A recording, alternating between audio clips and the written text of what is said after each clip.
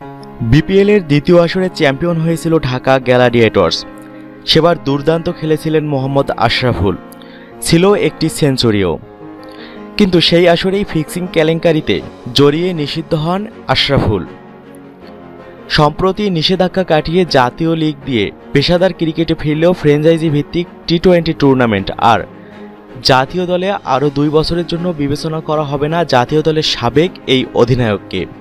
ফলে এবার বিপিএলে খেলার সুযোগ পাচ্ছেন না আশরাফুল।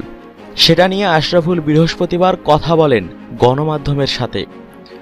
বিপিএলে খেলতে না পেরে হতাশ কিনা এমন এক প্রশ্নের জবাবে তিনি বলেন, কোনো হতাশা নেই, বিপিএল খেলতে পারলে ভালো লাগতো। যেহেতু বিপিএল আমাদের ঘরোয়া ক্রিকেটের বড় একটি আসর, তাই এর গুরুত্ব অনেক। যেহেতু খেলার মানটি আন্তর্জাতিক মানের, তাই এখানে ফোকাসটা একটু বেশি থাকে। এখানে ভালো খেললে জাতীয় দলে খেলাটা সহজ হয়। যেহেতু খেলতে পারছি না তাই খারাপ লাগে, কিন্তু কিছু করার নেই, কারণ এটাই জীবন। কিছু করার নেই, 2 বছর অপেক্ষা করতেই হবে। আশরাফুল এবং বিপিএল সম্পর্কে আপনাদের মতামত থাকলে দয়া করে ভিডিওটিতে কমেন্ট করুন। প্রতিদিন বিপিএল এর আপডেট সব খবর পেতে মিক্সার ওয়ার্ল্ডকে সাবস্ক্রাইব করুন।